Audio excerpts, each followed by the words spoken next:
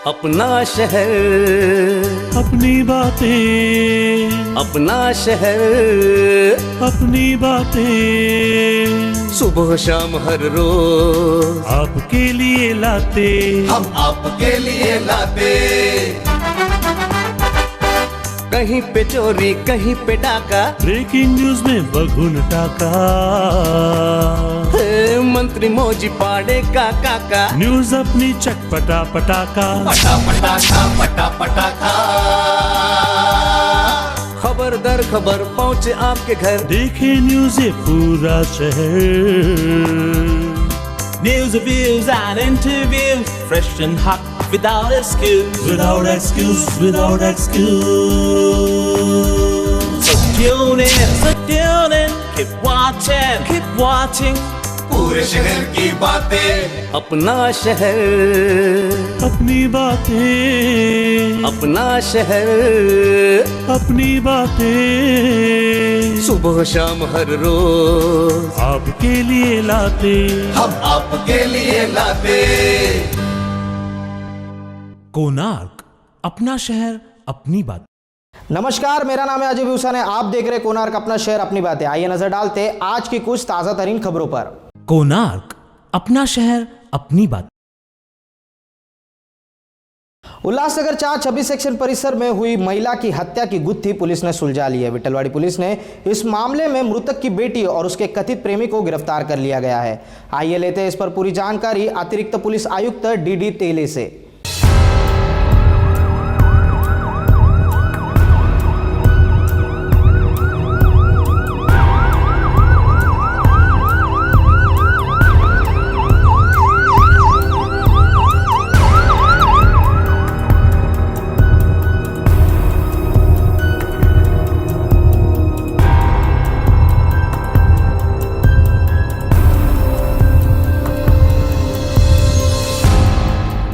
को रात मीन्स 21 को सुबह रात को 12:30 बजे के आसपास इन्फॉर्मेशन मिला कि विठलवाड़ी पुलिस की महिला विद्या तलरेजा जो सेक्शन 26 में रहते हैं उसका मर्डर हुआ है।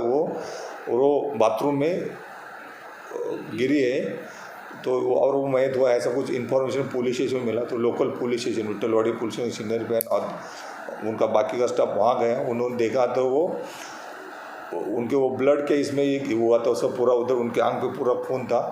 तो उसको ट्रीटमेंट के लिए इमीडिएट एम्बुलेंस बुला के हॉस्पिटल लेके आजू बाजू के लोगों के साथ में, तो उधर डॉक्टर ने डिक्लेयर किया है शी इज़ ऑल मर्डर्ड, उसका खून हुआ है। बाद में जब पुलिस स्टेशन ने इंक्वायरी किया, उसका स्टेटमेंट लिया बाजू वाले को, उसकी लड़की घर में थी, लड़की का स्टेटमेंट लिया, उसको 302 का मामला विठलवाड़ी पुलिस में दाखिल किया है। आफ्टर इन्वेस्टिगेशन एक संशयित लड़का जिलाजीत यादव, वो रहने वाला उधर बाजू का है, उनको अरेस्ट किया। तो उनको जब उनके पास इन्वेस्टिगेशन किया, उसको अटैक किया, तो उसको मालूम पड़ा कि उसने उसको चाकू से उसका मर्डर कर दिया है, क्योंकि उसका वो और जो मयत लेडी थी, उनकी लड़की थी 15 साल की, उनका रिलेशन था, उसका वो मान्य नहीं था। उसके वजह से उनको उसका मर्डर किया, जिलाजीत को अरेस्ट करके 5 दिन का रिमांड किया। और उसकी लड़की थी अल्पोइन, उसको भी अरेस्ट किया, उसको बाल सुधार गृह भिवंडी वहाँ भेजा उनको, और गुने का इन्वेस्टिगेशन चालू है। कोणार्क, अपना शहर अपनी बात। उल्लासनगर 5 में लोग परेशान हैं बिजली विभाग की मनमानी से। पार्ट पेमेंट भरने के बाद भी महावितरण विभाग बिजली के कनेक्शन काट रहा है। एक तरफ जहां गए भगाए बिजली चली जाती है, वहीं दूसरी तरफ हर महीने बिजली का बढ़ा हुआ बिल आता है। कोरोना के समय में बिजली का बिल भरना लोगों के लिए परेशानी का सबब बना हुआ है। लंबे लॉकडाउन के बाद लोगों ने अपनी नौकरियां खोई, साथ ही व्यापार पे भी इसका काफ़ी असर पड़ा। और उसके बाद जो कि सबसे बड़ा चिंता का जो कि विषय रहा है वो ये है कि अभी आप देख रहे होंगे कि किस प्रकार से जो है बिजली का बिल ना भरने पर जो है कार्रवाई की जा रही है, बिजली के कनेक्शन जो है काटे जा रहे हैं, जिससे नागरिक काफ़ी परेशान है।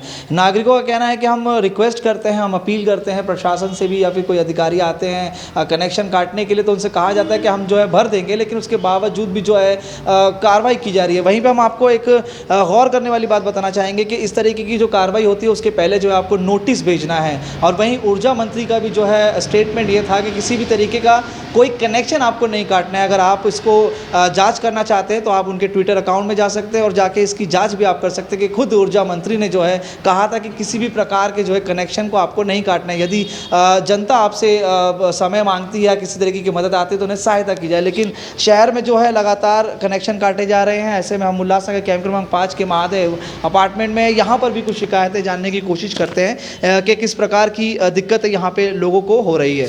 क्या दिक्कतें हो रही हैं? सर जी, दिक्कत ये है, हमारे महादेव पैलेस उल्लासनगर 5 जो हमारा बिजली का बिल था हम लोगों ने 3 तारीख को पेड किया, उसमें से हमको सहयोग मिला, उनका आधा बिल हम लोगों को भरा था। आज जिस तरह से दूसरा जो पार्ट पेमेंट है 10 दिन के बाद, तो हम कहीं से ये टाइम पे लॉकडाउन के टाइम पे कोई भी पे कर नहीं सकता है, ठीक है। फिर भी हम लोगों ने उन्होंने कोई भी हमको नोटिस नहीं दिया, कुछ भी नहीं दिया, डायरेक्ट बिल्डिंग में आके काटे। और कुछ जो ऑनर फ्लैट है उनके भी डायरेक्ट काटे। कुछ ऐसे लेडीज़ थे हमारे, उन्होंने यही कहा कि हमको 1 घंटे का आधे घंटे का टाइम दो, फिर भी उन्होंने नहीं सुनवाई, फिर भी उन्होंने वो काटा। हमारे जो पैसेज का है वो भी उन्होंने काटा। फिर हमारा कुछ नगर सेवकों से बात हुई, यहाँ मैंने उनको फ़ोन किया, तभी जाके उन्होंने वापस वो लाइट जोड़ी और ये कहा कि 2 दिन का हम टाइम दे दें। पर जब कटिंग होती है उससे पहले इनको टाइम देना चाहिए 2 दिन का, या नोटिस देना चाहिए कि आप बिल भर के जाइए और नहीं भरेंगे तो हम कार्रवाई करेंगे। नोटिस पर मोबाइल के थ्रू आया या कुछ भी नोटिस नहीं आया। कुछ डायरेक्ट को आते हैं, कटिंग करते हैं, कोई सुनवाई नहीं है। जो भी आते हैं बंदे 2 मिनट रुकने के लिए तैयार नहीं होते कि हम उनके ऑफिसर से बात कर रहे हैं, या कुछ भी नहीं है, डायरेक्ट कटिंग करके चलते बनते हैं। कितने घरों की लाइट काटी अब तक? ऐसे आज हमारी जो बिल्डिंग है, हमारे साथ दूसरी बार ऐसा हुआ है 20 दिनों में। पहले एक बार कटिंग करके गए, ठीक है, हमने हाफ पेमेंट पेड किया। आज 10 दिन में हुआ, फिर से वो लोग आ गए कि हमको 31 मार्च तक जो पेड करना है। पर 31 मार्च के पहले जो हमारा जो नेक्स्ट बिल, जो नया बिल है वो भी बन चुका है। हमने बोला ठीक है हम साथ में भर देंगे, हमको 2 दिन का टाइम दो, पर कोई सुनवाई नहीं हुई, डायरेक्ट कटिंग करके चले गए। फिर से जब किसी के फ़ोन करवाने से वापस उन्होंने जोड़ दी लाइट, ठीक है। पर आज जब कटिंग करके जाते हैं, हमारे बिल्डिंग में जो है लिफ्ट कटिंग हो जाती है, पानी की प्रॉब्लम हो जाती है, तो उनका जिम्मेदार कौन? और कि काट के चले जाते हैं, कोई बड़ा रेफरेंस चाहिए तब जाके जो है लगाते हैं। और अगर किसी के पास बड़ा रेफरेंस नहीं रहा तो वो अंधेरे में रहेगा। क्या क्या दिक्कतें हैं सर? इस लॉकडाउन में बहुत से लोगों की नौकरियां चली गई हैं, काम धंधे के आदमी बाने हो गए।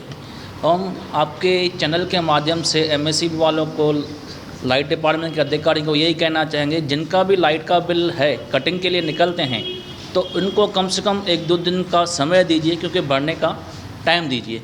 वरना इस समय तो ऐसा है, लोगों की परिस्थितियाँ ऐसे खाने के वांदे लगे पड़े। लाइट के बिल की तो बहुत दूर की बात है भरने की, लेकिन हम आपके चैनल के माध्यम से लाइट डिपार्टमेंट को रिक्वेस्ट करते हैं कि सभी पब्लिक को थोड़ा समय दीजिए, भरने का समय दीजिए। क्या दिक्कत है? दिक्कत ये है कि अगर कटिंग करके जाते हैं, आप नोटिस नहीं देते, तो पूरा बिल्डिंग कितना सफ़र कर रही है वो है कि आप ओल्ड एज के हैं, लेडीज़ हैं, लिफ्ट में कैसे चढ़ेगी, पानी कैसे लेंगे, बच्चों को तकलीफ़ होती है, बहुत प्रॉब्लम होती है। मेन तो आपको नोटिस देना चाहिए, समय देना चाहिए। ये पीरियड ऐसा है कि इनकम लोगों की बंद है, नौकरियाँ ख़त्म हो चुकी है, धंधे ख़त्म हो चुके हैं, और कैसे करके जुगाड़ करके लोग पैसे ला के ये लाइट बिल, टैक्सेस वगैरह भरते हैं। तो उनको कुछ तो उनका कदर होना चाहिए कि आप उनको समय दो, 2 दिन 4 दिन। आदमी आपसे समय मांग के वो कर, अगर उसके बाद अगर नहीं करता तो आप काट लीजिए, लेकिन आप समय देने के लिए तैयार नहीं है, ऐसे क्यों? ये काफ़ी चिंता का विषय है, क्योंकि एक बार फिर से कोरोना ने अपनी रफ्तार पकड़ी है और जिस प्रकार से कोरोना जो कि पूरे राज्य भर में फैल रहा है, तो ऐसे में ये भी देखने को मिल रहा है कि लोगों को अभी भी दिक्कतें हो रही है। कई जगहों पर जो है समय की पाबंदी कर दी गई है, गाइडलाइंस को जो है पूरी तरीके से फॉलो करना है ये भी कहा जा रहा है। लेकिन वहीं पर जो बिजली विभाग है उसको कहीं ना कहीं सोचना चाहिए कि जिस तरीके से परिस्थितियों में जो कि बदलाव आ रहा है, परिस्थितियाँ और गंभीर होती जा रही है, ऐसे में नागरिकों के पास आर्थिक समस्याएँ काफ़ी है। राज्य सरकार तो इस पर कुछ नहीं कह पाती, विरोधी इस पर जो है विरोध करते हैं, ताला लगा देते हैं 1 दिन के लिए। उसके बाद जो है जनता की समस्या पूछने के लिए कोई नहीं आता, अंधेरे में जनता रहती है। तो देखना ही है कि आने वाले समय में बदलाव आता है या फिर जिसको जनता ने चुना है, कुर्सी पे बिठाया है, सत्ता बनाई है, राज सौंपा है, उसी को अंधेरे में रहना होगा। कोणार्क, अपना शहर अपनी बात। केंद्रीय सूचना व प्रसारण मंत्री प्रकाश जावड़ेकर ने कहा है कि 1 अप्रैल से 45 वर्ष से अधिक उम्र के नागरिकों को कोरोना वैक्सीन मिल सकेगी। 1 अप्रैल से सभी भारत के नागरिक जिनकी उम्र 45 साल से अधिक है उनको कोरोना वैक्सीनेशन मुफ्त में मिलेगी। ऐसी जानकारी केंद्रीय सूचना एवं प्रसारण मंत्री प्रकाश जावड़ेकर ने दी है।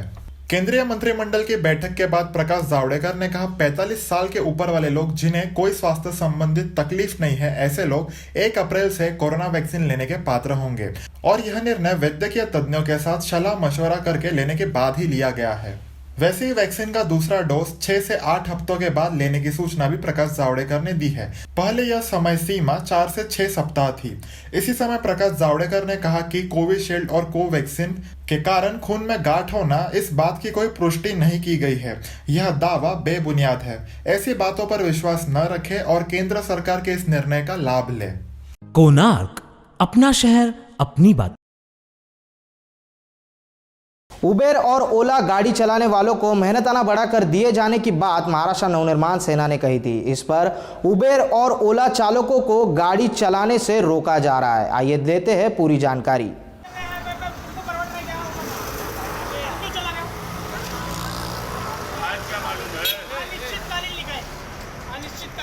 अबे भाई कॉन्टिन्यूटा जा रहे हैं जेबी नगर अंदर का कैंसिल किए हैं।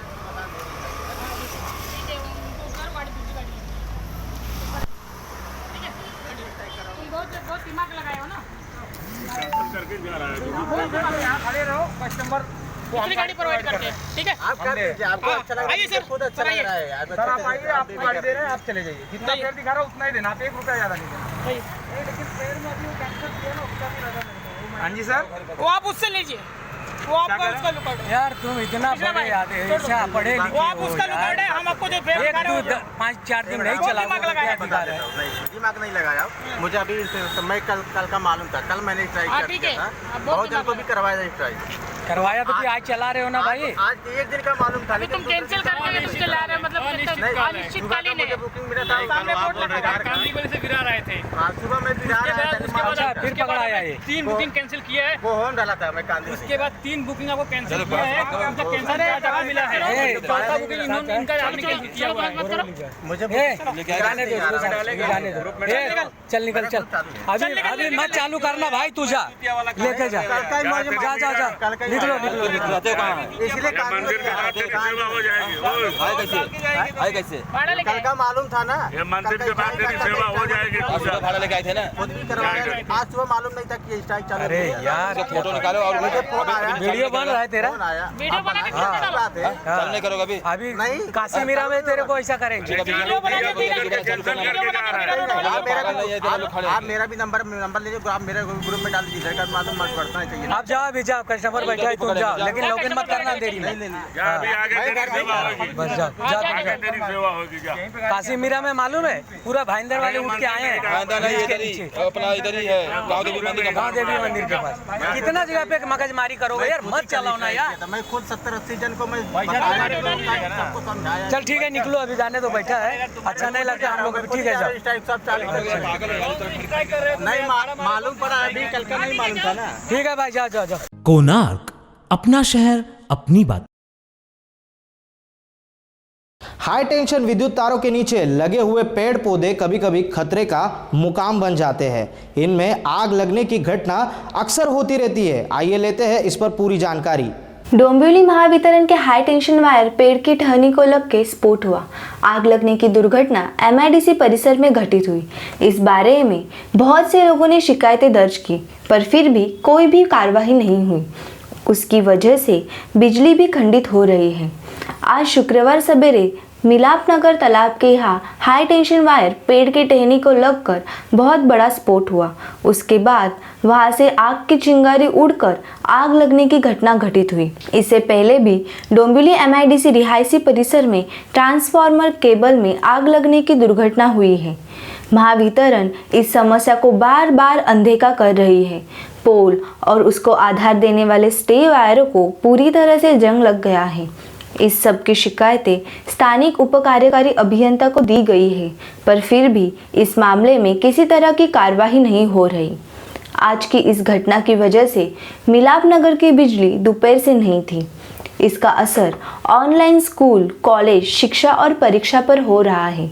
इसी वजह से इसकी तकलीफ आम नागरिकों को हो रही है। कोणार्क, अपना शहर अपनी बात। हर साल की तरह इस साल भी जनता जनार्दन परिषद ने होली के पावन पर्व पर गरीब व जरूरतमंद महिलाओं को आवश्यक सामग्री बांटी।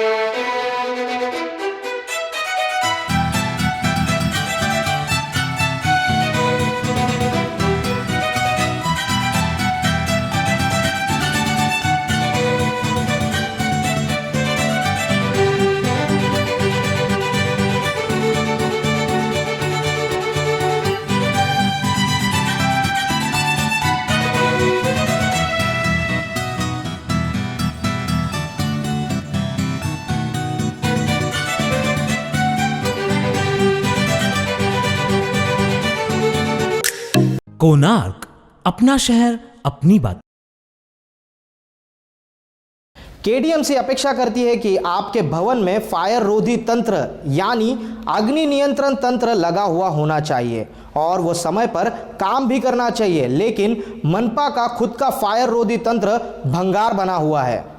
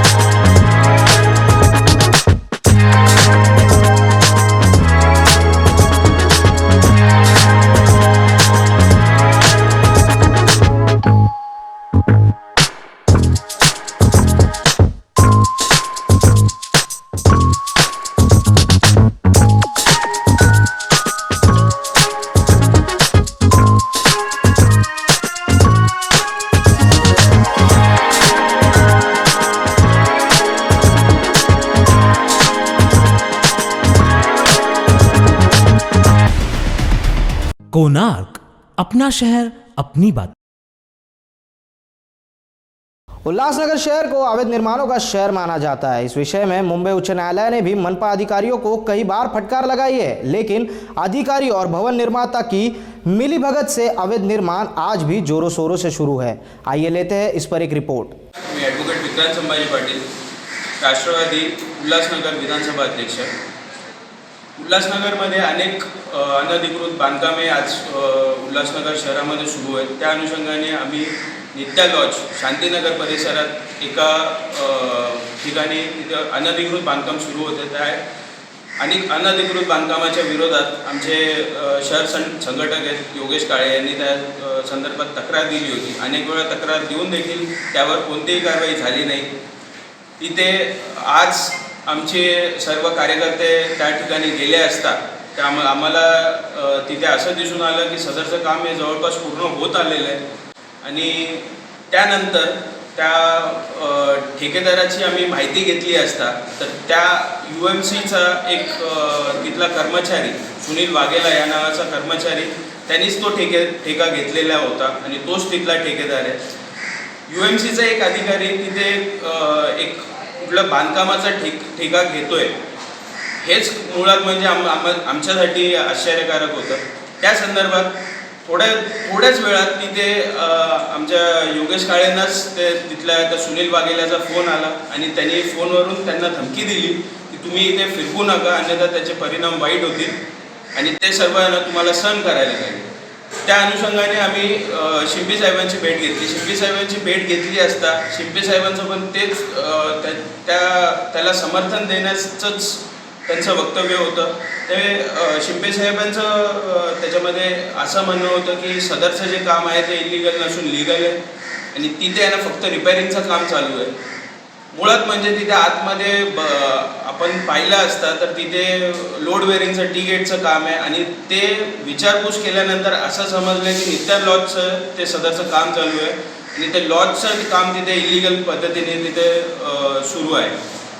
खरं म्हणजे मुळात म्हणजे हे ठेकेदार एवढे माजलेले आहेत तर ते कुठल्या तरी कोणाच्या तरी अधिकाऱ्यांचा आशीर्वाद त्यांच्यावर आहे, त्यांचा मर्जी आहे, ते नसल्याशिवाय एवढा माजुडेपणाने ते कुठल्याही पक्षाच्या एका कार्यकर्त्याला किंवा कुठल्याही सामान्य माणसाला ते असे उत्तरं देणार नाही।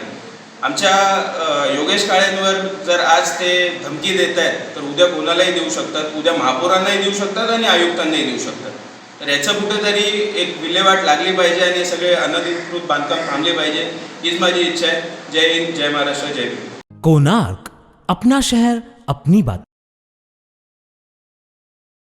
विभिन्न समस्याओं को लेकर कल्याण पूर्व के विधायक गणपत शेठ गायकवाड़ मनपा आयुक्त डॉक्टर राजा दयानिधि से मिले और उन्हें सौंपा ज्ञापन. आइए लेते हैं इस पर पूरी जानकारी. तर मागच्या 8 दिवसाच्या आधी पेपरमध्ये बातम्या आल्या की पाण्याचे बिल दुपटीने वाढ करण्यात येणार आहे. तर त्यासाठी विरोध आहे माझा आणि त्यासाठी आयुक्तांना पत्र दिलेलं आहे की कुठलंही पाण्याचं बिल वाढवू नये. कारण आधीच कोरोनाच्या ह्या सर्व अडचणीमुळे लोक त्रासामध्ये आहे आणि आता बिलं वाढल्याच्या नंतर लोक अजून त्रासामध्ये येतील. तसंच उल्हासनगर एरियामध्ये लोकांना पुरेसा पाणी भेटत नाही, खूप पाण्याच्या अडचणी आहेत. तर त्या पाण्याच्या अडचणीसाठी आयुक्तांना पत्र दिलं. त्यानंतर निगम बोडागे आणि तिचं ज्या पदावरती त्यांची नियुक्ती झालेली आहे ती चुकीची नियुक्ती आहे आणि त्या नियुक्तीच्याबद्दल मी वारंवार माहिती मागत आहे. ती माहिती पूर्णपणे दिली जात नाही. त्याचं पत्रसुद्धा आयुक्तांना दिलेलं आहे. तसंच उल्हासनगरमध्ये जो स्टेशनच्या इथून जो रस्ता जातो ॲक्च्युली जो एक जुना रस्ता होता तो चांगला रस्ता होता आणि जाणीवपूर्वक त्याच्यावरती टेंडर काढून त्याच्यावरती नवीन CC रोड बनवण्याचं काम चालू आहे. पण त्याच्यावरती जे जुना रोड आणि नवीन रोडच्यामध्ये जी बाउंडिंग पाहिजे ती बाउंडिंग झालेली नाही. त्याच्यामुळे एखादा जड वाहन तिथून गेला तर तो पूर्ण जो वरचा स्लॅप आहे तो क्रॅक होईल, कारण त्याच्यामध्ये स्टील वगैरे काही टाकलेलं नाही. त्याच्यामध्ये त्या रोडमध्ये युटिलिटी ठेवायला पाहिजे. कारण आपण RCC रोड केल्याच्या नंतर ज्या टायमाला साईडला इलेक्ट्रिक केबल असतील, पाण्याचे कनेक्शन असतील किंवा इतर काही सुविधा असतील त्यासाठी युटिलिटीसाठी 1 मीटरचा पॅच सोडला जातो. तर ते सुद्धा त्या लोकांनी तिथं सोडलं नाही. तर अशा ह्याच्यातून पुढे भविष्यामध्ये काम करू शकणार नाही, पाण्याचे कनेक्शन कोणाला घेता येणार नाही. यासाठी हे सर्व पत्रव्यवहार केला आणि आयुक्तांची भेट घेऊन त्यांना त्यांच्या सर्व लक्षात आणून दिलं. काही ठिकाणी असं होतं की मागच्या टायमाला मी 5 वाजेपर्यंत जागलो, पाणी तिथे उभं राहून सोडलं. त्या दिवशी सर्व लोकांना पाणी भेटलं. त्याच्यानंतर 8 दिवसाच्या नंतर पुन्हा जाणीवपूर्वक पाण्याचं राजकारण करून काही ठिकाणी कमी पाणी सोडणं, काही लोकांना पाणी न सोडणं, अशा पद्धतीने जे कामं करतात त्याच्यावरती आयुक्तांकडे नाराजगी व्यक्त करून त्यांना ते पत्रव्यवहार केलेले आहे. आयुक्तांनी काय आश्वासन दिलेलं आहे? आयुक्तांनी आश्वासन दिलं या सर्व गोष्टींची पाहणी करून चौकशी करून मी तुम्हाला 8-10 दिवसामध्ये याचा अहवाल देतो म्हणून. निगम कदमबद्दल आता जी मी माहिती मागवली ती वारंवार पत्रव्यवहार करूनसुद्धा त्याचा मला काही माहिती देत नव्हते. आणि आपण बघितलं असं का मागच्या टायमाला एक उल्हासनगरचे कोणी माहितीचे अधिकारी वगैरे होते, त्यांच्यावरती हल्ला झाला आणि अशा या पद्धतीने ज्यांनी माहिती जमा केली त्यांच्यावरती हल्ला करणे. पण मी कुठल्या हल्ल्याला वगैरे घाबरत नाही. पण आयुक्तांनी जी माहिती द्यायला पाहिजे होती ती दिली नाही. पण या 8 ते 10 दिवसात ती माहिती देतो म्हणून असं त्यांनी सांगितलेलं आहे. कोणार्क अपना शहर अपनी बात. आज ही हुआ है कल्याण डोंबिवली महानगर पालिका का बजट. आइए लेते हैं इस पर पूरी जानकारी. आज आपण कल्याण डोंबिवली महापालिकेचं 1700 कोटीचं जमा आणि 1699.27 कोटी खर्चाचं 99 लक्ष शिल्पीचं आज अंदाजपत्रक सादर केलं आहे. यामध्ये मुख्यत्वे करून कोरोनाची पार्श्वभूमी पाहता आरोग्य व्यवस्था बळकट करण्यावरती आपण भर दिलेला आहे. नवीन रुग्णालय उभारणी करणे, वैद्यकीय महाविद्यालय उभारणी करणे यावरती आपण जास्त भर दिलेला आहे. आणि त्याचप्रमाणे शहरातल्या नागरिकांसाठी सुरक्षितता असावी, चांगले रस्ते असावे यासाठी रस्त्यांचं सौंदर्यीकरण आणि उद्यान उभारणी याच्यामध्ये आपण उद्यान सिटी पार्क हे उभारणी करण्यामध्ये आपण भर दिलेला आहे. आपण पाहिलं की आता आरोग्य व्यवस्था बळकट करणं हे जनतेच्या दृष्टीने अत्यंत महत्त्वाची बाब आहे. यामध्ये आपण 3 नवीन रुग्णालय उभारतो आहोत. वैद्यकीय महाविद्यालयाचा देखील प्रस्ताव आपण करतो आहोत. त्याचप्रमाणे शहरामधले रस्त्यांचं सौंदर्यीकरण, CCTV बसणे, सिटी पार्क, नदीच्या किनाऱ्याचे सुशोभीकरण या सर्व नागरिकांच्या जीवनामध्ये अजून चांगल्या दर्जेदार त्यांना हे शहरातलं जीवन त्यांचं जगता यावं यासाठी ह्या सर्व बाबी अत्यंत महत्त्वाच्या ठरणार आहेत. सर, कोरोनाची संख्या पुन्हा एकदा वाढत चाललेली आहे. आपण चांगलं नियंत्रण मिळवलं होतं, मात्र आता पुन्हा एक वेगळं चित्र निर्माण झालेलं आहे. कशा प्रकारची व्यवस्था असणार महाराष्ट्रात? आता आकडे वाढतायत हे निश्चित आहे, परंतु आपली खाटांची व्यवस्था आणि रुग्णालय, जम्बो फॅसिलिटीज याची सर्व व्यवस्था आपली आहे. आपल्याकडे डॉक्टर्स आहेत, वेगवेगळ्या एजन्सीज आहेत, त्यामुळे व्यवस्था आपल्याकडे पूर्ण तयार आहे. नवीन जी अजून काही व्यवस्था करण्याची आवश्यकता आपल्याला आकडे वाढल्यानंतर करायची त्याची देखील आम्ही तयारी करतो आहोत. किती टेस्टिंग सुरू आहे आता आपण 4000च्या आसपास आपलं टेस्टिंग सुरू आहे. ते आपण 6 ते 7000पर्यंत वाढवण्यासाठी येणाऱ्या आठवड्यामध्ये आपण प्रयत्न करणार आहोत. कोणार्क, अपना शहर अपनी बातें. कल्याण डोंबिवली क्षेत्र में एक तरफ जहां कोरोना वायरस का कहर फैला हुआ है, वहीं दूसरी तरफ जनप्रतिनिधि बिना किसी सोशल डिस्टेंसिंग के साथ गाजे बाजे में जन्मदिन मनाने में मशगूल है. कल्याण पूर्व के चक्कीनाका परिसर से निर्वाचित शिवसेना नगर सेवक नवीन गौली कहा तो यह तक जा रहा है कि नियम गरीबों के लिए सख्त है और बाहुबली के लिए पस्त.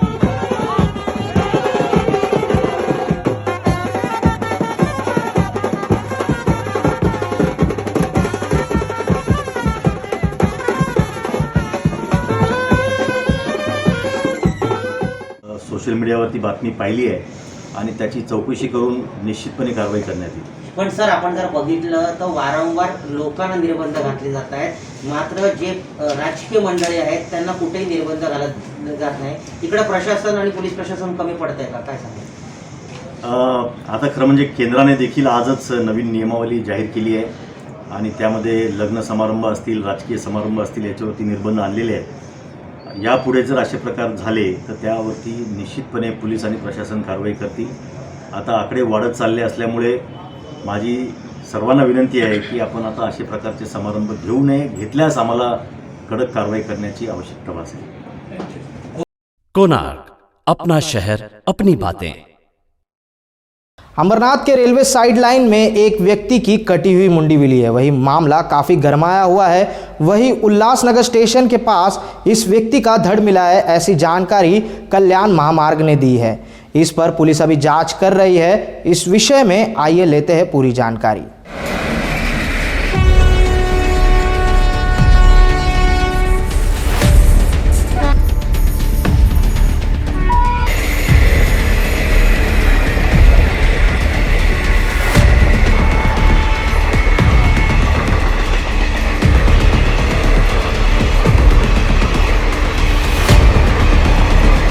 मध्ये आज पहाटे 1 वाजताच्या सुमारास अंबरनाथ रेल्वे स्टेशनवर जे आमचे कर्मचारी कर्तव्यासाठी नेमलेले होते त्यांना स्टेशन मास्टरने सांगितले की अंबरनाथ यार्डामध्ये जी लोकल थांबलेली आहे, जी 12:20ला त्या ठिकाणी पोचलेली आहे, तिच्या एका डब्यामध्ये एका पुरुषाचं शीर आहे. मग त्यानुसार आमचे अधिकारी आणि स्टाफ त्या ठिकाणी गेला. त्यांनी त्याचं निरीक्षण केलं तर त्या ठिकाणी त्या डब्यामध्ये एक पुरुषाचं शीर आम्हाला मिळून आलं, जे की मोठ्या आघातानंतर ज्या परिस्थितीत ज्या जखमा होतात त्या परिस्थितीच्या जखमा त्या शिरावरती होत्या. शिवाय त्या ज्या डब्यात ते आम्हाला शीर मिळालं त्या डब्यावर देखील रक्ताची चिळकांडे उडाल्यासारख्या खुणा आम्हाला त्या ठिकाणी मिळाल्या होत्या. एकंदर परिस्थितीवरून हा काहीतरी अपघात असावा असं सुरुवातीला प्रारंभी वाटत होतं आणि त्यामुळे आम्ही त्याची डेड बॉडी कुठे मिळते का याचा शोध घेत होतो. सकाळी 6:30-7च्या सुमारास आम्हाला उल्हासनगर ते अंबरनाथ या स्टेशनच्या दरम्यान ह्या अनोळखी पुरुषाची डेड बॉडी रुळालगत आम्हाला मिळून आलेली आहे आणि या ठिकाणी पाहिले असता त्या डेड बॉडीचं शिर नाही आहे. शिवाय डेड बॉडीपासूनच एक 50-60 फुटावरती जो रेल्वेचा खांब आहे त्या खांबावरती रक्त लागलेलं आणि केस लागले आम्हाला मिळून आलेले आहे. सदर ठिकाणी रूळ हे जे जात आहेत त्यांना एक बाक आलेलं आहे, त्यामुळे लोकड तिरक्या पद्धतीने त्या ठिकाणून जाते. त्यामुळे एकंदर या परिस्थितीतून आम्हाला असं दिसते की हा इसम दरवाजात उभा असावा, त्याला त्या खांब्याची कल्पना आली नाही आणि खांबाला धडकल्यामुळे जोराचा फटका बसून त्याची मान त्या ठिकाणून तुटलेली आहे, त्याचा डावा खांदा मोडलेला आहे आणि त्यात या अपघातात त्याचा मृत्यू झालेला आहे. तर सदर प्रकरणी योग्य ते प्रकरण आम्ही दाखल करून पुढील चौकशी करत आहोत. अद्याप मैताची ओळख पटलेली नसून त्याच्याकडे मिळून आलेल्या मोबाईलवरून आम्ही संपर्क करत आहोत आणि नातेवाईकांना शोधण्याचा प्रयत्न करत आहोत. कोणार्क, अपना शहर अपनी बातें. तो ये थी आज की कुछ खास खबरें. फिर मिलेंगे नई खबरों के साथ. तब तक के लिए देखते रहिए कोणार्क, अपना शहर अपनी बातें. अगर आपके परिसर में कोई घटना घटती हो तो नीचे दिए हुए नंबर पर आप हमें संपर्क कर सकते हैं. तब तक के लिए मुझे दीजिए इजाजत. धन्यवाद.